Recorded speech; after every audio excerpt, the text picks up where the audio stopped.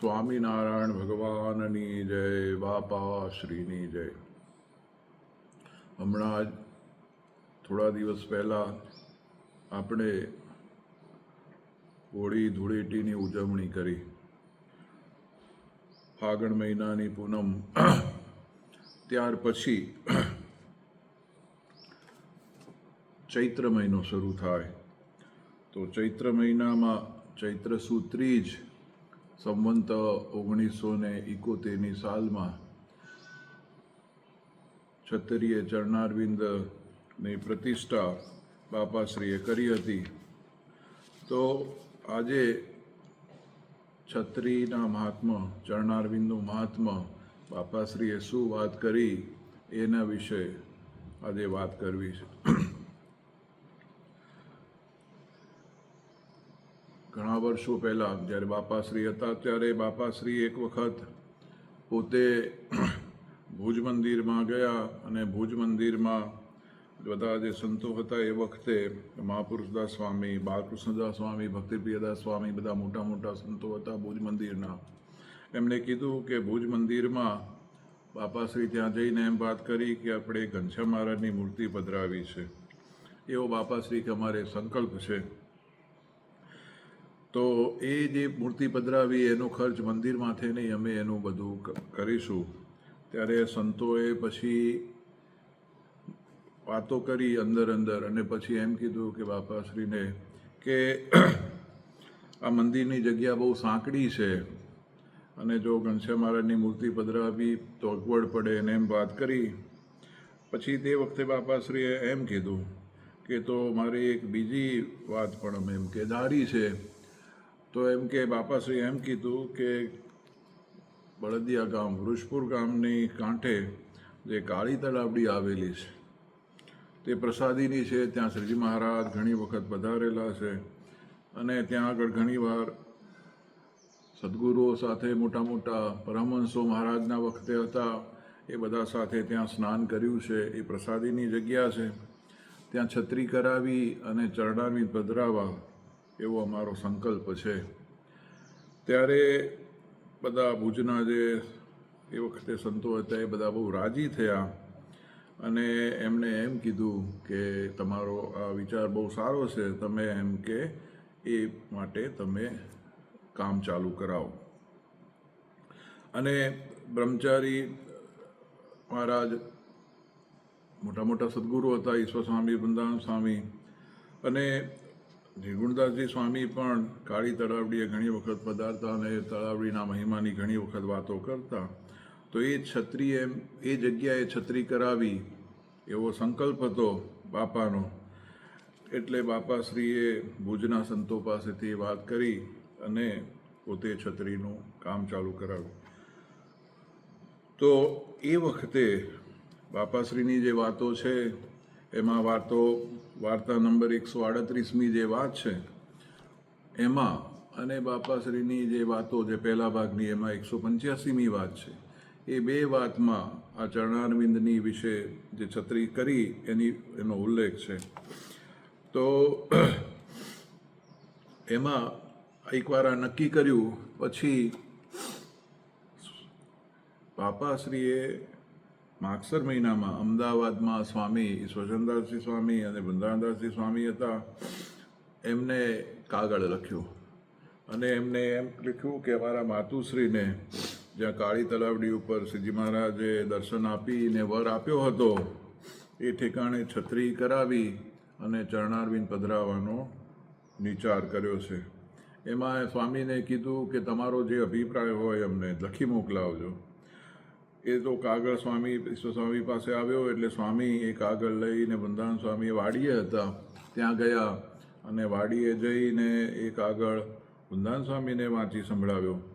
પછી બંને સદગુરુઓએ બાપાશ્રીને કાગળ લખ્યો કે આપનો કાગળ મળ્યો, વાંચીને અમને ખૂબ આનંદ થયો અને આપનો વિચાર તો બાપાશ્રીને સદગુરુએ એમ કીધું કે આપનો તો જે કોઈ વિચાર હોય તે અનંત જીવોના ઉદ્ધારને માટે જ હોય.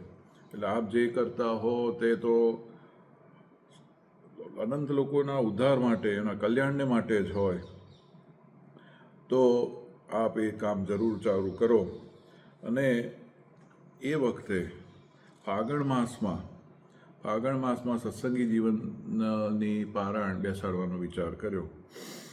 તો એ વખતે સંવંત 1971ની સાલમાં ફાગણ વદ એકાદશીને દિવસથી ચૈત્ર સુદ ત્રીજ રોજ એટલા દિવસની પારાયણ અને એના પારાયણના છેલ્લા દિવસે ચરણારવિંદની સ્થાપના એમ કરી અને સર્વે જગ્યાએ બધાને જાણ કરી અને એ વખતે ચરણારવિંદનું સ્થાપન કર્યું. તો એ જે ચરણારવિંદ જે જગ્યાએ સ્થાપન કર્યું એ જે જગ્યાએ બાપાશ્રીએ જે મોટો ઉત્સવ કર્યો, પારાયણ કરી સત્સંગી જીવનની, અને હજારોની સંખ્યામાં સત્સંગી હરિભક્તો તથા બધા દેશના બધા સંતો, એમ લખ્યું છે બાપાશ્રીની જે વાત છે એનું જ હું રેફરન્સ લઈને વાત કરું તો બાપાશ્રીની વાતોમાં જે 185મી વાત છે એમાં એમ વાત આવે છે કે એ વખતે 185ની વાતનું રેફરન્સ લઉં તો એ વખતે બાપાશ્રી 185 તો બાપાશ્રી એ વખતે ત્યાં આગળ છત્રીએ ચાલ્યા, ત્યાં માર્ગમાં આવતા અસલાલીના રાવ સાહેબ બાલુભાઈને કહ્યું કે તમે છત્રીએ આવ્યા હતા કે નહીં? તો અસલાલીથી રાવ સાહેબ બાલુભાઈ ત્યાં આવ્યા હતા બળદે બાપાશ્રીનો સમાગમ કરવા માટે. તો એ વખતે આ પછીની વાત છે, ત્યારે બાપાશ્રીએ રાવ સાહેબને કીધું કે તમે છત્રીએ દર્શન કર્યા છે? ત્યારે રાવ સાહેબ બોલ્યા કે ના બાપા, હું તો છત્રીએ આવ્યો નથી. ત્યારે બાપાશ્રી બોલ્યા જે અમે 71ની સાલમાં છત્રી કરાવી અને મોટો યજ્ઞ કર્યો હતો અને ત્યારે આખો સત્સંગ તેડ્યો હતો. અને બાપાશ્રી પોતે બોલે છે, એ સ્વામીએ લખ્યું છે 185મી વાતમાં, તેમાં બાપા શું કહે છે કે એ વખતે 400-500 સંત આવ્યા હતા. બોલો, 400થી 500 સંત આવ્યા હતા અને હરિજનો તો ઘણા આવ્યા હતા. અને રાવ સાહેબ તમે એ વખતે ક્યાં ગયા હતા? એ વખતે એમ બાપા કહે છે કે જુનાગઢ, વડતાલ, ગઢડા, ધોલેરા ત્યાં સુધીના આવ્યા હતા અને અમદાવાદ, મૂડી, ભુજના સંતો તો 4-5 દિવસ અગાઉથી આવી ગયા હતા. અને કરાંચી, મુંબઈ, કલકત્તા, કટક, ઝરિયા, હૈદરાબાદ, બિલાસપુર, ખડગપુર, મનરપુર અને વગેરે જગ્યાએથી બધા કારખાનામાંથી બધા હરિભક્તો પણ આવ્યા હતા, એમ આમાં ઉલ્લેખ છે. તો તમે એમ કેમ રહી ગયા હતા એ વખતે? ત્યારે રાવ સાહેબ કે બાપાશ્રીને કીધું કે એ વખતે અમને ઓળખાણ નહોતી તમારી. પછી બાપા એમ કહે છે કે આ કાળી તલાવડી ઉપર છત્રી કરાવી અને ચરણારવિંદ પધરાવ્યા છે એ અમારું જન્મસ્થાન છે. બાપાશ્રી શું કીધું કે અમારું જન્મસ્થાન છે. ત્યારે બાલુભાઈએ એમ કીધું કે આપ તો ગામમાં જન્મ્યા છો તો તળાવ ઉપર જન્મસ્થાનને કેમ કહો છો? ત્યારે બાપાશ્રી બોલ્યા જે અમારા માતુશ્રી જે દેવભાઈ નામે હતા તે તળાવમાં નાહીને તળાવમાંથી બહાર નીકળ્યા અને જ્યાં છત્રી છે ત્યાં આવ્યા. તો એ ઠેકાણે એક ડુંગરી હતી, તે ઉપર શ્રીજી મહારાજે દર્શન આપ્યા અને કહ્યું જે બાઈ તમારા ઉપર અમે પ્રસન્ન થયા છીએ, તો જે માગો તે આપીએ. ત્યારે અમારા માતુશ્રી એ મહારાજને બહુ રૂપાળા જોઈ એમ બોલ્યા જે મહારાજ તમ જેવા પુત્ર મને આપો, એટલે તમ જેવા પુત્ર ખપે. ત્યારે શ્રીજી મહારાજ બોલ્યા જે અમારા જેવા તો અમે એક જ છીએ અને અમારા અનાદિમુક્ત પણ અમારા જેવા કહેવાય, તે અનાદિમુક્ત તમારે ત્યાં પ્રગટ થશે અને અસંખ્ય જીવોના ઉદ્ધાર કરશે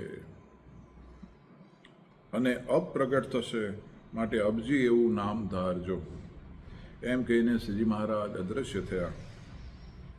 પછી બાપા એમ કહે છે કે પછી અમારા માતુશ્રી ઘરે ચાલ્યા, ત્યારે એમને વિશ્વાસ આપવા માટે માર્ગમાં આવતા બેઉ બાજુએ મુક્તની પંક્તિ દેખાય અને સર્વમુક્ત એમ બોલતા આવે કે ભાઈ તમારે ત્યાં પુત્ર થશે, પુત્ર થશે. આ વાત અમારા માતુશ્રીએ ઘરે આવીને અમારા પિતાશ્રીને સર્વે કહી. ત્યારે શ્રીજી મહારાજે વર આપ્યો તે જ ઠેકાણે અમારું જન્મસ્થાન છે. એટલે આ વાત બાપાશ્રીનું જન્મસ્થાન કયું તો બાપાએ પોતે સ્વમુખે કીધું કે આ જે છત્રી જે સ્થાન છે જ્યાં મહારાજ પોતે પધાર્યા હતા અને મોટા મોટા સદગુરુઓ મહારાજ જોડે એ વખતે હતા અને કાળી તળાવડી એ મહારાજે ત્યાં સ્નાન કરેલું એ પ્રસાદીની જગ્યા, ત્યાં આગળ દેવબાઈને મહારાજે દર્શન દીધા હતા. એ જગ્યા બાપાશ્રી કે ત્યાં મહારાજે દર્શન દીધા અને વર દીધો, એ અમારું જન્મસ્થાન છે. એમ બાપાશ્રી પોતે આ પહેલા ભાગની 185 વાતમાં કહે છે. શ્રીજી મહારાજે વર આપ્યો તે જ અમારું જન્મસ્થાન છે અને ત્યાં અમે છત્રી કરાવી ચરણારવિંદ પધરાવ્યા છે. અને એ વખતે ચરણારવિંદ પધરાવ્યા ત્યારે બાપાશ્રી એમ કહે છે રાવ સાહેબને, તે વખતે આ બાવે એટલે ઈશ્વર સ્વામીએ અમને કહ્યું જે વર આપો, ત્યારે અમે વર આપ્યો જે આ છત્રીએ જે દર્શન કરશે એનું આત્યંતિક કલ્યાણ કરશું અને મહારાજના સુખમાં લઈ જઈશું. એમ બાપાએ વાત કરી. અને એમાં પછી એ જે 185 વાતમાં છે, ઈશ્વર સ્વામી પછી બાપાને એમ પૂછે છે કે બાપા આ પ્રગટ થયા તેની તિથિ અને વર્ષ કયું તે કહો. ત્યારે પછી બાપાશ્રી કહે કે અમારું સંવંત 1901 કારતક સુધી એકાદશીને રોજ પ્રગટ થયા હતા. એમ બાપાશ્રી એ 185 વાતમાં વાત કરે છે. તો એ જે જગ્યા કે જ્યાં આગળ બાપાશ્રીનું પ્રાગટ્ય થયું, જન્મસ્થાન બાપાએ કીધું, એ જગ્યાએ સંવંત 1971માં ચૈત્ર સુદ ત્રીજને રોજ બાપાશ્રીએ ચરણારવિંદ પધરાવ્યા અને ચરણારવિંદ પધરાવી અને આત્યંતિક કલ્યાણનું સદાવ્રત ચાલુ કર્યું. આપણે એમ કહીએ છીએ ને કે સદાવ્રત એટલે જેમ દુનિયામાં અન્નના સદાવ્રત હોય તેમ ઘણા બધા પૂર્વ વખતમાં જે તીર્થના સ્થાનમાં લોકો ને સંતો ને બધા જે હોય બધા ચાલતા એ વખતે બધા તીર્થોના દર્શન કરવા જાય ત્યારે રસ્તામાં બધા સદાવ્રત ચલાવતા હોય. એટલે ત્યાં સદાવ્રત જ્યાં ચાલતું હોય ત્યાં અન્ન બધાને આપે, અન્નાર્થીઓ હોય એને. જેમ અત્યારે પણ ઘણા બધા એમ કે ફાગણ મહિનો હોય, ફાગણી પૂનમ હોય ત્યારે બધા ડાકોર હોય કે દ્વારકા હોય, ભાદરવી પૂનમે હોય ત્યારે લોકો અંબાજી ચાલતા જતા હોય છે. ત્યારે ચાલતા જતા હોય ત્યારે રસ્તામાં લોકો ભંડારા કરતા હોય, સદાવ્રત આપતા હોય. એટલે જે બધા જે દર્શન કરવા જતા હોય એમને ખાવાનું આપે. તો સદાવ્રત એટલે શું? બધાને વહેંચે. તો આ છત્રી સ્થાન છે એ તો મોક્ષનું સદાવ્રત એટલે આત્યંતિક કલ્યાણના મોક્ષનું સદાવ્રત. ત્યાં જે કોઈ દર્શન કરવા આવશે એનો આત્યંતિક મોક્ષ થશે, એમ બાપાશ્રીએ આશીર્વાદ આપ્યા. એવું સ્વામીએ કીધું કે આ તમે ક્ષત્રિય ચરણારવિંદ સ્થાપ્યા તો એ જગ્યાએ આશીર્વાદ આપો. ત્યારે બાપાએ આશીર્વાદ આપ્યો. એટલું જ નહીં, એ જગ્યાએ જ્યારે ક્ષત્રિયમાં ચરણારવિંદ સ્થાપ્યા ત્યાં આગળ જે શિલાલેખ કર્યો છે, એ જે શિલાલેખ આપણે બધા જે છત્રી જે આપણે મહારાજની જે છત્રી છે એ છત્રીનો શિલાલેખ છે એ વાંચવા જેવો છે.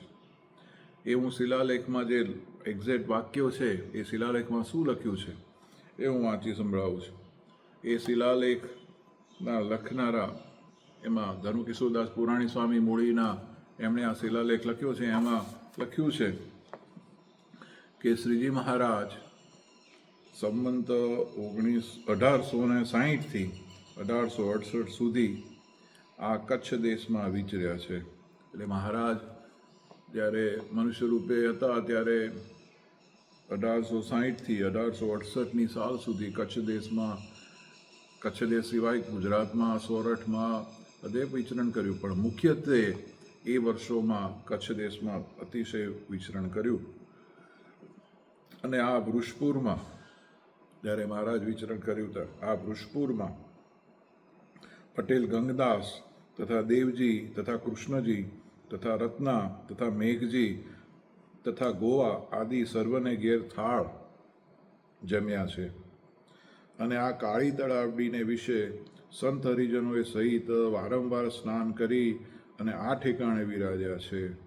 અને આ તલાવડીને વિશે એટલે મહારાજ જ્યારે મનુષ્ય રૂપે વિચરતા હતા અને જ્યારે કચ્છમાં વિચરણ કર્યું ત્યારે પોતે ઘણી વખત આ કાળી તળાવડીએ પધાર્યા છે અને ત્યાં સંત હરિજનો સહિત વારંવાર સ્નાન કરેલું છે. એવી આ પ્રસાદીની જગ્યા અને જે કચ્છના જે બધા જે વૃષપુર ગામમાં જે બધા હરિભક્તો રહેતા હતા મહારાજના વખતે, એમાં બધાના નામ લખ્યા છે. ગંગદાસભાઈ, દેવજીભાઈ, કૃષ્ણજી, એમના એ બધાની ઘેર મહારાજ પધારીને થાળ જમ્યા છે. અને આ તલાવડીને વિશે પાંચા પટેલના પત્ની દેવબા પુત્રની ઈચ્છાથી સ્નાન કરવા આવતા તેમને શ્રીજી મહારાજે દર્શન દઈને કહ્યું છે, અમારા અનાદિમુક્ત તમારા પુત્ર સ્થાનને પામી અને અનંત જીવોનું આત્યંતિક કલ્યાણ કરશે અને તેમનું નામ અબજીભાઈ નામ ધારણ કરજો, એમ આ શિલાલેખમાં લખેલું છે. પછી સંવંત 1901ના કારતક સુધી એકાદશીની રાત્રિ 10 ઘડી જતા પ્રગટ થતા હવા, એટલે પછી કારતક સુદ જેમ બાપાએ આપણે મેં વાંચ્યું પહેલાં, જેમ બાપાશ્રીની વાત 185માં કે કારતક સુદ એકાદશી સંવંત 1901માં બાપાશ્રી ત્યાં પ્રગટ થયા. એ આ તલાવડીમાં સંત હરિજનોએ સહિત બાપાશ્રીએ પણ હજારો વાર નાહ્યા છે. સંત હરિભક્તો સહિત સદગુરુઓ હોય, બધા હરિભક્તો હોય, એમની સાથે બાપાશ્રી કાળી તલાવડીમાં હજારો વખત નાહ્યા છે. એવું આ પ્રસાદીનું સ્થળ છે. અને આ ઠેકાણે ઘણા પારાયણો કરાવી અને હજારો સંત હરિજનોને જમાડ્યા છે. અને એ ઠેકાણે બાપાશ્રી એ હજારો પારાયણો કરી છે અને સંતો હરિજનોને જમાડ્યા છે અને બહુ બહુ ચમત્કાર જણાવ્યા છે. તેમણે તથા એટલે બાપાશ્રીએ તથા તેમના તત્સુત કાનજી તથા મનજીરે આ છત્રી કરાવી અને દેશાંતરના હજારો સંત હરિજનોને તેડાવી મહામોટો યજ્ઞ કરીને સંવંત 1971ના ચૈત્ર સુદ 30 ગુરુવારે આ ચરણારવિંદ પધરાવ્યા છે. અને આ સ્થાનકે આવી દર્શન કરશે તેને અમો અક્ષરધામમાં તેડી જાશું, એ વર અનાદિમુક્તરાજે આપ્યો છે. દસ્તક દાસનદાસ પુરાણી સાધુ ધર્મકિશોરદાસજી. આ લેખ, આ છત્રી મહારાજની જે છત્રી છે એ છત્રીમાં લખ્યો છે. એ લેખમાં શું લખ્યું છે કે આ સ્થાનકે આવીને જે દર્શન કરશે તેને અમે અક્ષરધામમાં તેડી જઈશું, એવો વર અનાદિ મહામુક્તરાજે આપ્યો છે. અનાદિ મુક્તરાજ બાપાશ્રીએ એ વખતે વર આપ્યો. ઈશ્વર સ્વામીએ કીધું કે બધા આવો મોટો યજ્ઞ કર્યો કે વર આપો, ત્યારે બાપાશ્રીએ વર આપ્યો કે અહીંયા આવીને જે દર્શન કરશે એને અમે અક્ષરધામમાં લઈ જશું. એવું પોતે શિલાલેખમાં ધર્મકિશોરદાસ પુરાણી સ્વામીએ લખ્યું છે. તો આ એ જગ્યા છે કે જ્યાં આગળ દર્શન કરવાથી મહારાજના અનાદિ મહામુક્તરાજે આશીર્વાદ આપ્યા કે તમને અક્ષરધામમાં. ત્યારે ઘણા આશંકા કરે કે અહીંયા દર્શન કરવાથી મહારાજ અક્ષરધામમાં લઈ જશે. એ આપણો પ્રશ્ન નથી. એ કોણે કીધું, કોણ બોલ્યા? તો શ્રીજી મહારાજના અનાદિમુક્ત, શ્રીજી મહારાજના અનાદિમુક્ત છે તે તો મહારાજની મૂર્તિનું સુખ લેવા સિવાય કાંઈ કરતા નથી. એવા કેટલા બધા મુક્તો આપણે બાપાશ્રી અને બાપાશ્રીની જોડે એ વખતે અનાદિમુક્ત ઈશ્વર સ્વામી, વૃંદાવન સ્વામી, બ્રહ્મચારી મહારાજ, મુનિ સ્વામી અને મૂળીના બધા સમર્થ સદગુરુઓ બધા ત્યાં આવતા. અને ગૃહસ્થ હરિભક્તોમાં પણ આપણને બધા કચ્છમાં કેસરા બાપા, દેવરાજ બાપા, સોમચંદ બાપા, મનસુખ બાપા, એ બધા મોટા મોટા, નાગજીભાઈ પાટડીવાળા, એ બધા મોટા મોટા મુક્તો ત્યાં આવતા. કણભાના આશા બાપા અને બાપાશ્રીની સેવા કરતા એવા બધા સમર્થ પુરુષો હતા. એ પણ બાપાશ્રીના સમાગમ કરવા માટે આવતા. અને એ બાપાશ્રીએ એમ આશીર્વાદ આપ્યો કે અહીંયા આગળ આવીને જે દર્શન કરશે એને અક્ષરધામમાં તેડી. પછી એની જવાબદારી કે એ એમને તેડી જશે. એ કેવી રીતે કરશે, શું કરશે? ઘણી વખત નારાયણમાં અમૃતસરિતામાં ઘણા જગ્યાએ મામાએ લખ્યું છે કે કૃપા કરી નાખી પછી કૃપા કરે તો કૃપાને કંઈ શરત નથી. પછી એની જવાબદારી છે. એટલે એ કેવી રીતે પૂરું કરે, એ કેમ કરે, એ આ દુનિયામાં અત્યારે આપણે એમ જોઈએ તો કે છે કે 8,800,000,000 બી વધારે લોકો દુનિયામાં છે. એમાંથી કેટલા લોકોને જેમ સ્વામિનારાયણ ભગવાન ઓળખાયા છે?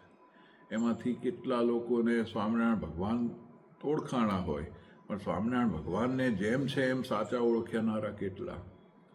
એમાં પણ જ્યારે સાચી સમજણ થવી અને સાચું જ્ઞાન ભગવાન, સત્સંગમાં સત્સંગ ઓળખવો, એવી કેટલા લોકોને સમજણ. પણ આવા સ્થાનમાં દર્શન કરે અને આશીર્વાદમાં આવી જાય એટલે એનું ચોક્કસપણે, તેવા કેટલા માણસો એનું ચોક્કસપણે.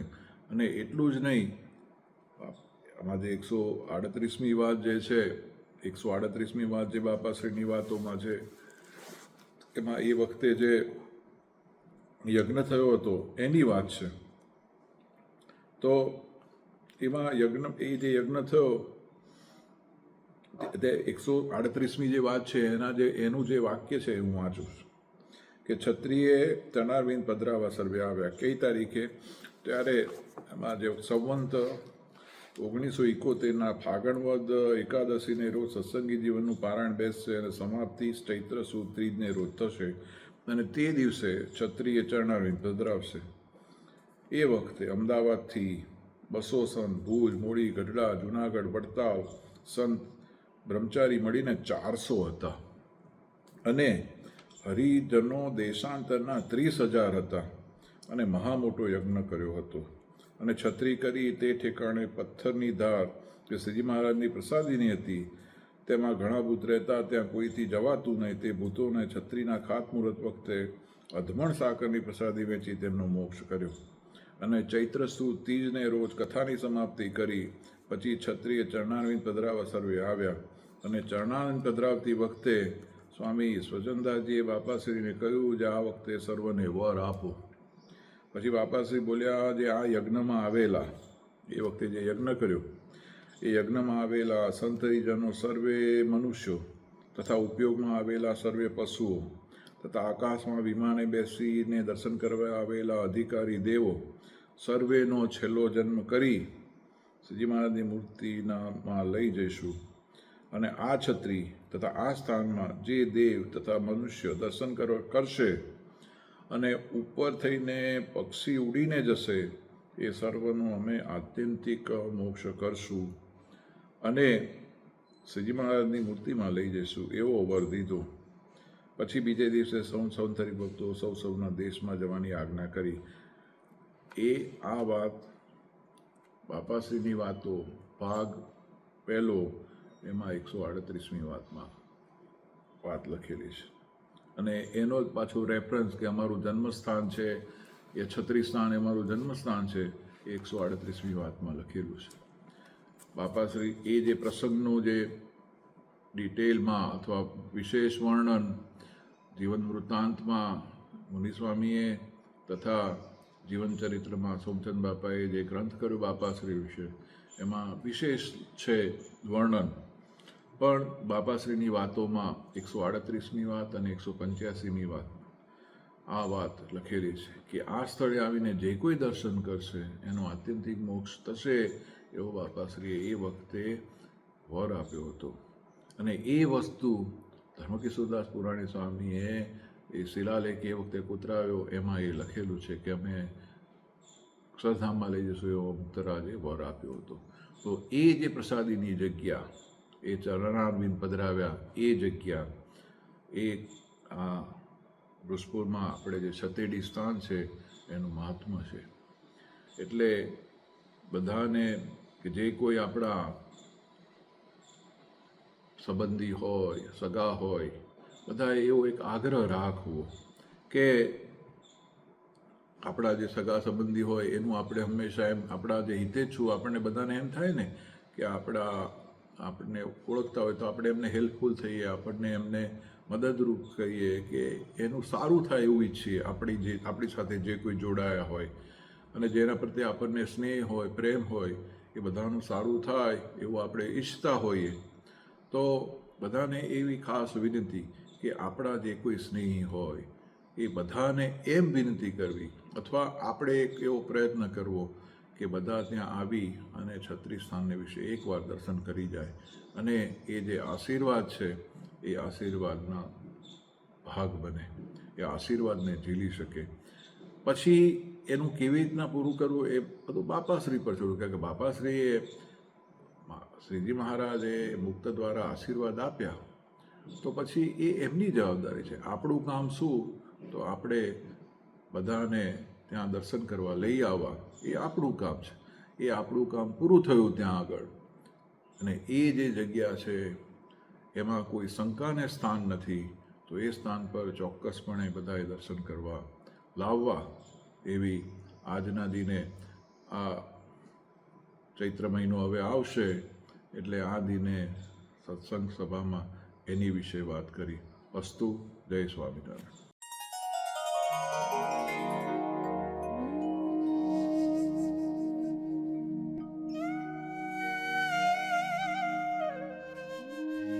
કોઈ એવા જીવ હોય પાત્ર પ્રમાણે સુખ આવે ખરું. એ ગામમાં તો ઘણા મનુષ્ય રહેતા હતા, હાલે શિવાડામાં આવ્યો ને ગાળ બંધ થઈ ગયા, અને મહારાજને ઓળખાય ખરા, અને બીજા ભેગા રહેતા હતા તો નતો ઓળખાતા. કઈક ભગવાન કૃપા કરે, કાંક જેવા સારા સંસ્કાર કે ના હોય, એના ઉપર મહારાજની કૃપા થઈ ગઈ અને મહારાજને ઓળખ્યા, મહારાજનો મહિમા ઘણી વધે. મહારાજ કે ભગવાન ઓળખાય તો બહુ કઠિન છે. જો પૂર્વના એવા સંસ્કાર હોય કે આ ભગવાનની કૃપા થાય, ભગવાન કૃપા કરે તો જ ઓળખાય, ન ઓળખાય. બાપાએ વાતમાં લખ્યું ને કે જેને પૂર્વનો સંસ્કાર હોય, પૂર્વે ભગવાનની મોટા પુરુષની સેવા કરી હોય, એને આ જો ઓળખાય છે. પણ નવા દરબાર નથી ઓળખાતો. નવા દરબાર તો ફેર પાસ આવશે ત્યારે એને ઓળખાય છે. પહેલી જ વાતમાં એ વાત આપણને મહારાજે દયા કરી, આ સત્સંગ સમજાણો, મોટા સમજાયા. ત્યારે કઈ પૂર્વે પણ મોટા સંતની દ્રષ્ટિ થઈ છે, એ હાથ જોડ્યા છે, કઈ સેવા કરી છે, અને પૂર્વનો સંસ્કાર થોડો હોય પણ અત્યારે વળી મોટા પુરુષનો જોગ થાય, જોગ લાગી જાય તો વળી વધી જાય. નહીં કીધું છે ગોપાલની વાતોમાં એમ છે કે પૂર્વનો સંસ્કાર હોય, જો કુસુમમાં જન્મ થાય, શ્રદ્ધા ન હોય તો રહી જાય, પાછું એના પેટ પાછું આવવું પડે. પૂર્વનો થોડો સંસ્કાર હોય પણ કોઈ ઘોડાના જોગ લાગી જાય, એના વચનો વિશ્વાસ આવે, મોટા પુરુષના જોગથી અધૂરું હોય તો પૂરું થઈ જાય. કરે એનું તો કામ ખરેખર થઈ જ જાય છે. ભગવાનના ભક્તને ભગવાન ભજવા એવા નવી નવી શ્રદ્ધા રાખવી મહારાજ. અને ભગવાનના ભક્તના હેતથી બહુ કામ થાય. ભગવાનના ભક્ત મહારાજ કે જેને સુર ભાવ હોય, મિત્ર ભાવ હોય, એનું અંગ વધુ પામે. અને જેનું મન ભગવાનના ભક્તિથી નોખું પડી જાય, બે પરવાય થઈ જાય, એ આપણે શું છે એમ થાય છે. ખોટ બહુ આવે છે કે ભાઈ સ્વામિનારાયણ છે, આપણે સ્વામિનારાયણ એક બાપ ના દીકરા છીએ, આપણે તો એનું કામ પડે એમ ભગવાનના સંતમાં હરિજનમાં હિત હોય એથી બહુ કામ થાય. ભગવાનના ભક્તિથી ક્યારેય મન જુદું ન પડવું જોઈએ. મહારાજનો એ સિદ્ધાંત તો જ આપણે મહારાજ રાજી થાય, મોટા મોટા સંત રાજી થાય. અને મહારાજ પોતાની મૂર્તિને શીખ્યા કરી જાય.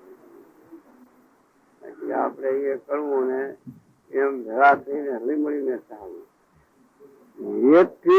એકબીજાની વાત ના, એકબીજાની ભૂલ સુધરે, એકબીજાની મર્યાદા પણ રહે. મહારાજ કે અંતર્યામી ભગવાન છે, એ અંતર્યામી જાણીને ભગવાનની મર્યાદા રાખી